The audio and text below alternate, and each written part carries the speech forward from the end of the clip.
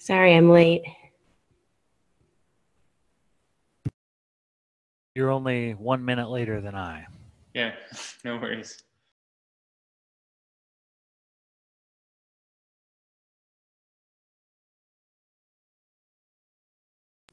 And I have my cute kitty with me. This is Scout. Fluffy cats will get you everywhere. We have 4 cats, so there's generally a cat around.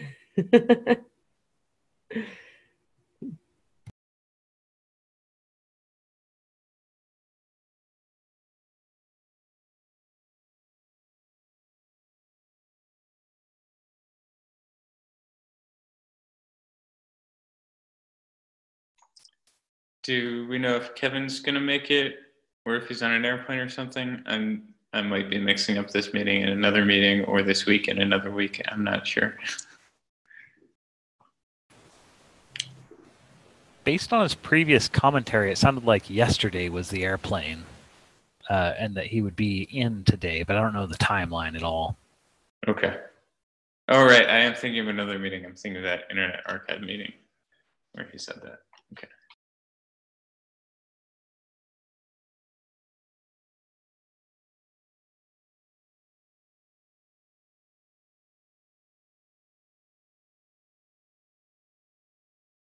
He does not appear to be on Slack, so.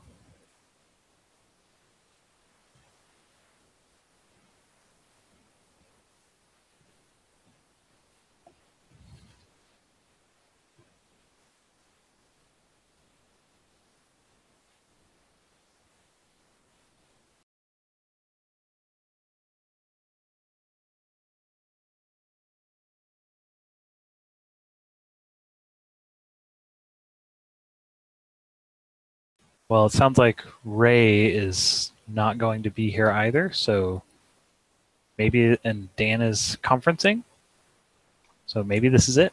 Okay. Let's see.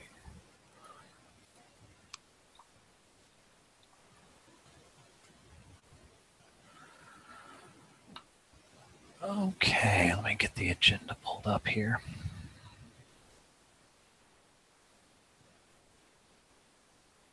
Shall I share the agenda on my screen?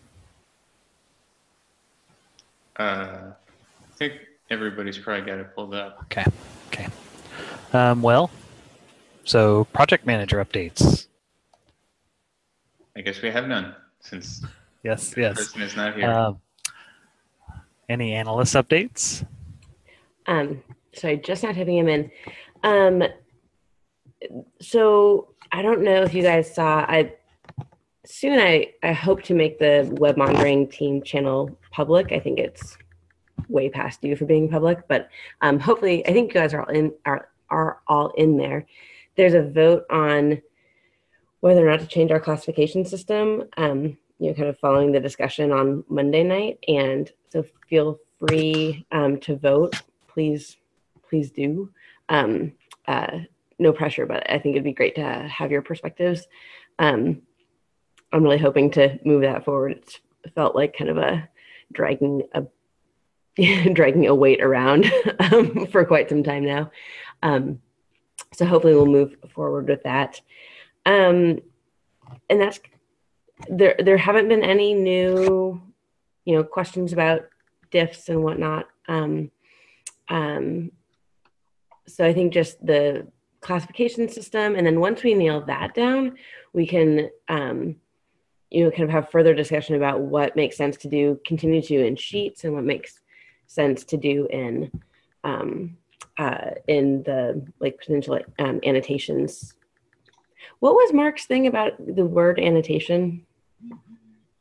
There are a whole bunch of groups and organizations and competing people with different ideas about data formats for storing annotations on web pages at large. And the W3C has a standard. It's debatable how effectively we could make use of it because our annotations are on changes, which aren't actual web pages. Mm-hmm. but they sort of have a URI, so we could kind of, anyway. But basically, like, there are a lot of people trying to stake a particular turf about standard ways to talk about like annotations on web pages. And he kind of wants people to buy into that so that as the Internet Archive, they can like support the standard one and then magically have all the annotations people do wherever, anywhere work, which I think is a great goal, but I'm not sure if is realistic at this point in time. That's my take on it, but there's probably like lots to talk about and people with very different perspectives on that issue. Yeah, I would say my thought on it, which supports Rob's perspective, is so there. It's true. We could actually do that if we get to the place where every diff has a web page and we respect that as an internal URI. But actually operationalizing that into our workflow and the way that we want to structure and store annotations, I mean, that would be that's a long way away, and I don't know what the immediate benefit would be for us. So that's like a interesting thought work, but not anything we're worried about this year. I'll put it that way. Yeah. Also, that requires. This is the thing you said in there, which I don't want to open up as a big issue, but just make sure that it's clear. Like annotations, we currently store and think about as they're on a change, not on a diff, which is why I tried to make it clear in that meeting that those are different concepts for us. The way we've traditionally talked about it, and if people have different ideas at some point, maybe we should come back and re-examine it. Not right here in this meeting, but the way we traditionally talked about it is that a diff is just like a way to view a change. If a change is like some crazy 5-dimensional prism, like a diff is one way to look at it. And when we're annotating the change. And a diff just gives you different ways to see the aspects of that change and compose a better annotation. Yes, I'm going to have to really work to undo that long time just verbal conflation, because yeah, we're talking about deltas, and a diff is like one representation of a change. I mean, I hear what you're saying, and I'll try to work on that, especially when we're communicating with people. I'm communicating with anybody about this. I'm hearing what you're saying. Please, if you hear me continue to make that mistake, continue to call me on it, because I need to not confuse people in what things I'm talking about. Okay. I think I understand that you're right. Not on this meeting, but I will try to verbalize my understanding of it to see if it aligns with your understanding / if mine is correct, because I would say that your understanding is the correct one. So I'm trying to. Well, my understanding is the way that matches the way the tools work, whether the tools do the right thing or not. That's a different question. Okay, just quickly. All right. I thought that here's this, there's a diff. The diff is that there is a difference between this page and this page, or this version of this page and this version of this page. And there are many changes that occur within that diff, was my understanding. So the way we're thinking of it with the technical terminology we've chosen, what it actually means in the system, is that a change is really to pull back and think about it conceptually or philosophically, a change is just two versions, right? It's two snapshots or points in time. And the change is whatever happened in between those two things. So I think the way you're thinking of it is it changes every granular thing that's different over that time frame. And the way we think about it in the system is that it's much more broad Like, it's just the change is the stuff that is different about this page between these 2 points in time. The reason that's important is because what we say is a diff is a particular visualization of that change, right? So like the links diff is a diff, the HTML visual diff is a diff, the text diff is a diff, and those are all different diffs. Oh, okay. And the reason that's important is because web pages are such a like vague and non-tightly structured thing, that any given diff will pull out a different sense of the particular things that have changed in the time frame we're talking about. So it's hard for us to say in any sort of like canonical way what those more granular changes were. So we sort of stepped back and said, what we conceptualize in the system as a change is just 2 points in time and whatever happened between those 2 points in time. That's okay. Awesome. I understand. So the danger for somebody like me coming into this project is that diffs are a ubiquitous way to represent change. And so a lot of times developers will use diff as a shorthand to just mean the difference between two things. But we have a very structured representation and idea about the changes between these two things. So yeah, so in most software development contexts, the thing that you have in your diff view as a source diff is the only way software developers look at a diff.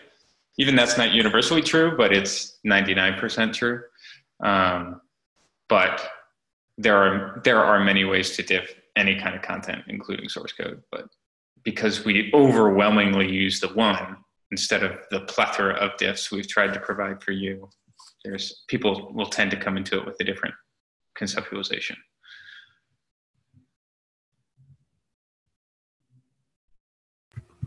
Awesome. Okay. Thank you. My last update is that I dropped the ball on finalizing a time via the When to Meet for dev and research team to brainstorm. And I will look at that right after this meeting and see if there's any time remaining or if we should do it next week. Okay. I guess for my part, we merged some clarifications about how to build things in the UI project. I made some fixes to the Versionista scraper, so it should be a little bit more robust with DNS failures that we've been seeing over the last month. We merged a thing about being more lenient with decoding errors, so some diffs that just failed and you'd get a message like A could not be decoded as UTF-8 or something, which I think made no sense to a lot of analysts. You shouldn't see that message anymore. Now we're just going to ride roughshod over that and be like, too bad, we're going to try and show it anyway.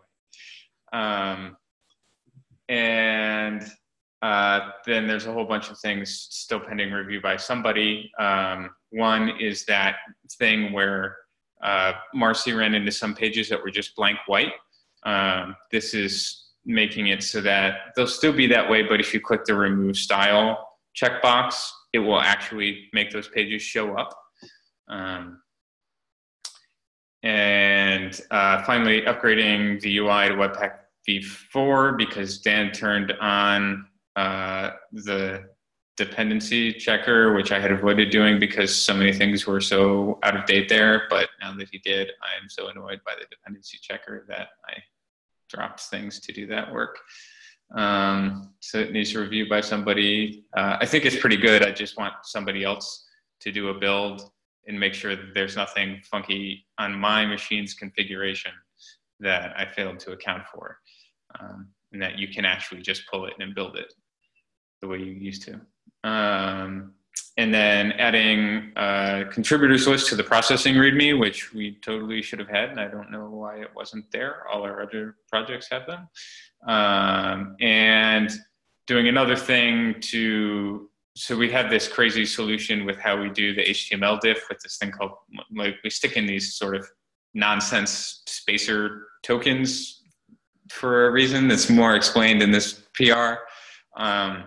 But basically, some pages were complex enough to cause that behavior to go nuts and feed the actual then diff routine that ran through after that a stupid amount of stuff for it to go through, and it would bog down in a diff that should only take 10 seconds to run, might take 150 or 200 or 300 seconds, and the whole system would just give up on it, be like, taking too long, done, and that would cause a whole host of other problems. So this change basically says, after you've done that, it's a really bad solution, but it's the like for now solution. After we've added all those spacers, go back and be like, how many did we actually add? If it was a completely nuts number, sorry, throw them out and just don't do that. So it'll take, there was a page that we had as an example, which should have been able to diff in 10 or 15 seconds and was taking approximately 150 or 160 seconds most of the time on a machine that wasn't busy doing anything else. So this should fix that. So now it will only take that 10 or 15 seconds.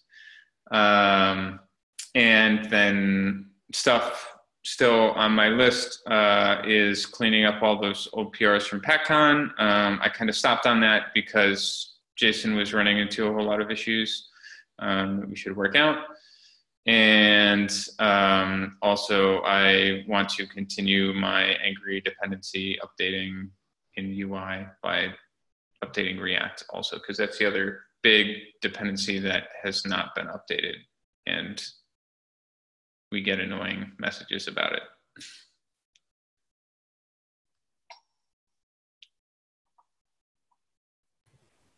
Okay, yeah, so that ties pretty nicely into what I've been doing, which is, just going through and trying to build everything, all 3 projects. I'm on the tail end of that. The DB was sort of the last piece that I was having some trouble with, and I actually think I've got a reasonable solution to that. So PR forthcoming. Basically, it's just all about the database configuration in the different environments. And related to that, as a side product of all of this, I have a pretty nice little Vagrant environment that just builds all of the things. And that might be actually a nice thing for first-timers who are wanting to get the project up and poke around on it. The next steps on this Ansible thing are going through. Rob has some EC2 provisioning code, but it's not super. It's a little bit on the brittle side.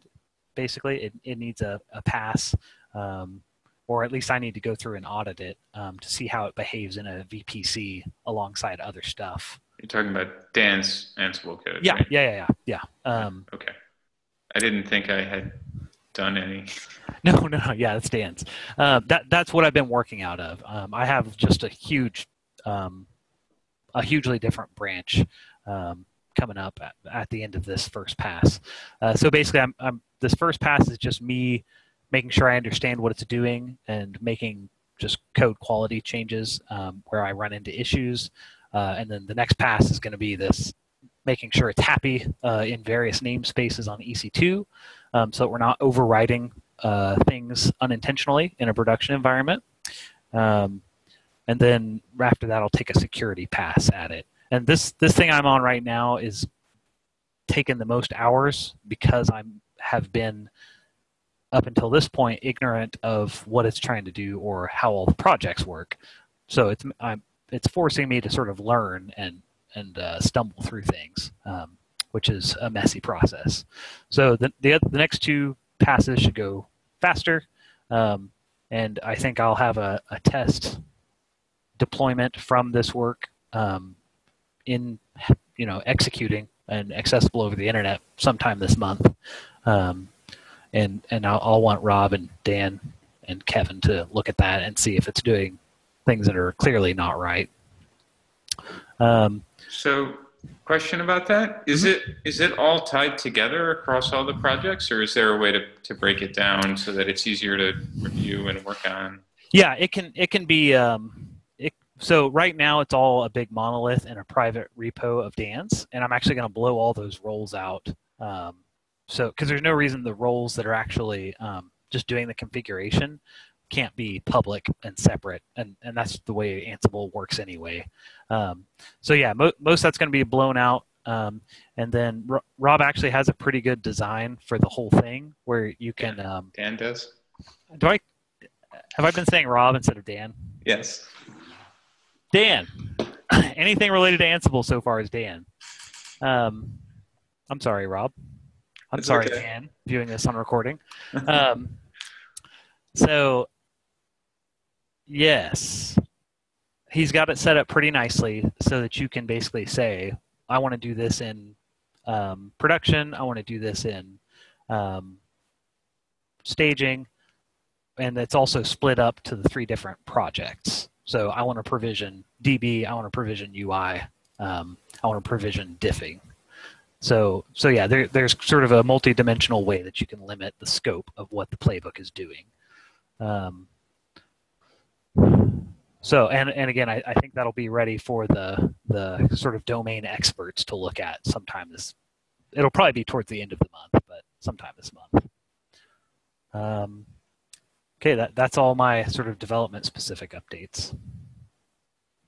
I was curious about the Vagrant thing. I mean, do you feel like that's useful in addition to all the Docker stuff? Because I feel like my first response to that is I feel like they're sort of aiming at the same thing, and I don't want to like waste people's time on duplicative work if it's something that's already solved that way. That is a fair thought to have on that. Mainly the reason why I have produced it is because it works very well with the Ansible pieces. So it depends on how far into the project somebody's going to get and where the boundaries of what they care about end. Because the Ansible project basically runs through exactly all of the same deployment stuff or the Vagrant project runs through all of the same deployment steps that the real thing would, like on our EC2 Ansible deployed infrastructure. So there's not going to be environmental drift there. So that's super useful for me, but this is why I see it as more of a side product of what I've generated that might be useful. Okay.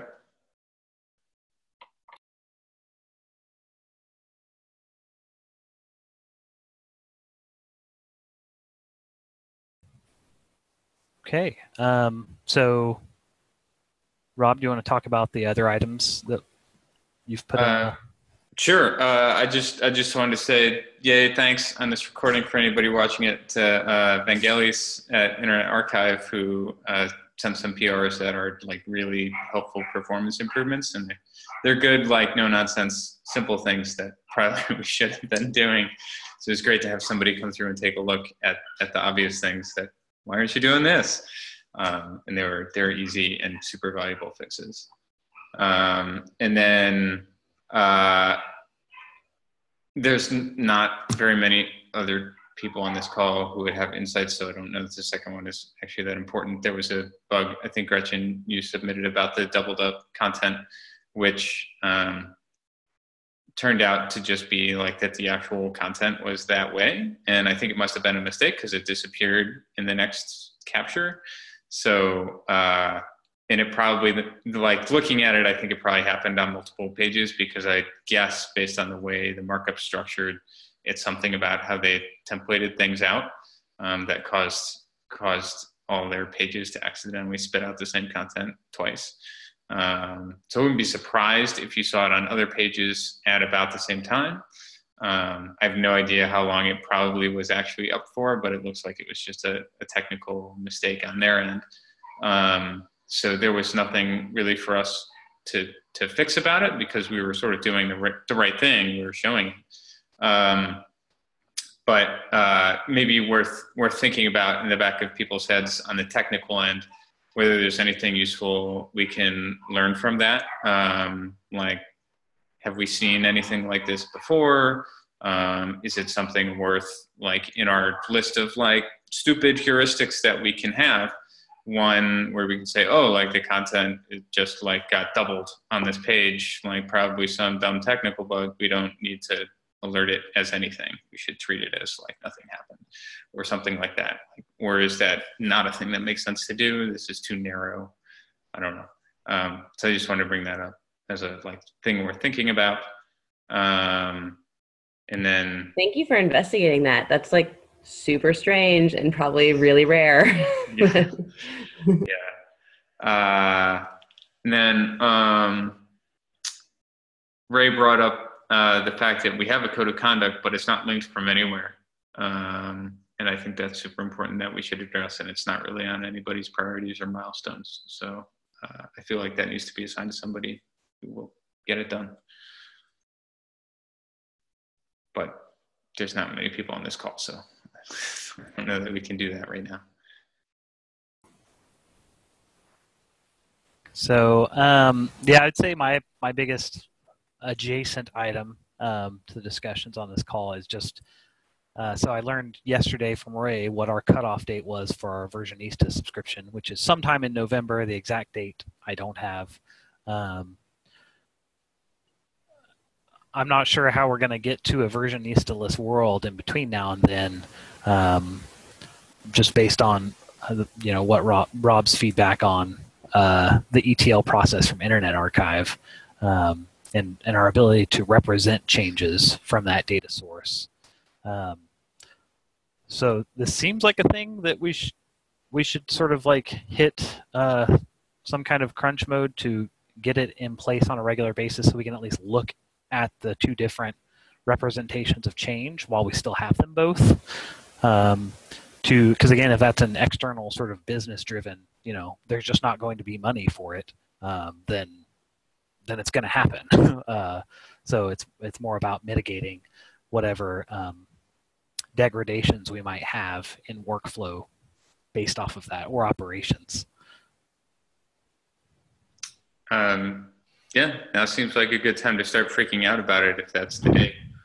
All I knew was that people kept pushing it back and saying, oh, it's actually fine. We can devote more of these other funds to it, so you don't need to worry about it. So if that's the date, then now is a good time to start freaking out about it. I agree.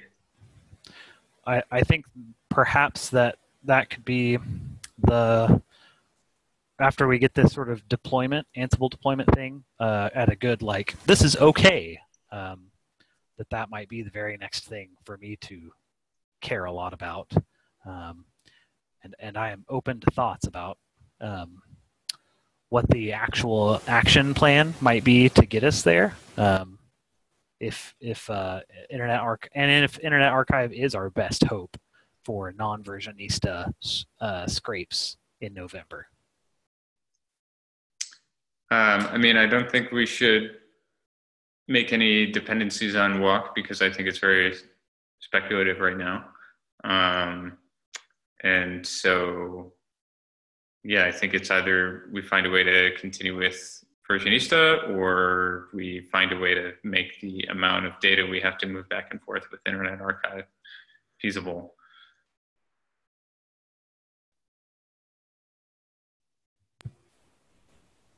Okay, well, I think unless anybody has anything else, that's kind of the end of this road today. Okay, well, bye all. Thanks all. Good to see you.